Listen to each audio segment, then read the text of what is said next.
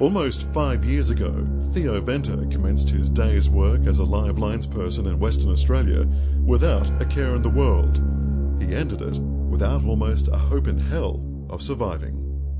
On the morning of February 13th, 2006, beautiful sunny day, got up, kissed the wife and the kids goodbye to work, and you get into the ute and you just go to work just as a normal day. We got there and started packing the gear out. Looking at this bolt-up switch, it was really badly damaged. We knew it was going to be we're standing there knowing it's a big job.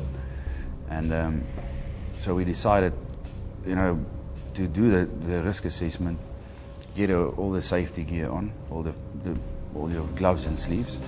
And so we went up there and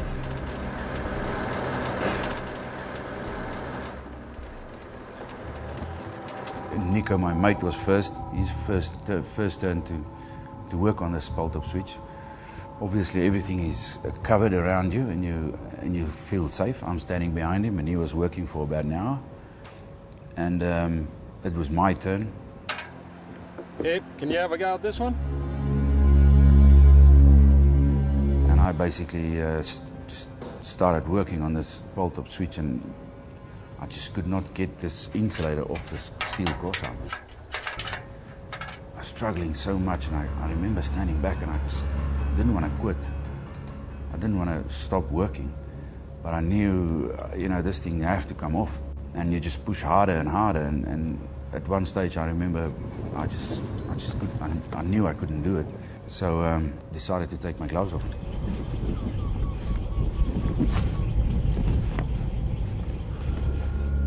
It was a quick decision. It's just a quick decision, and it's a conscious decision. And I took it off, put my hand on the steel crossarm, and I started undoing this nut.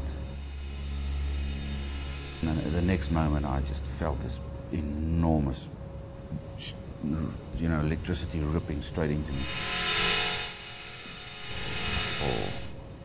Which seemed to be almost an eternity.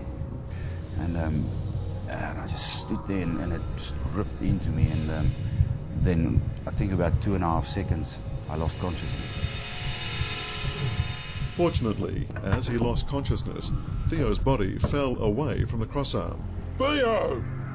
He collapsed into the EWP bucket as his partner lowered the machine to the ground.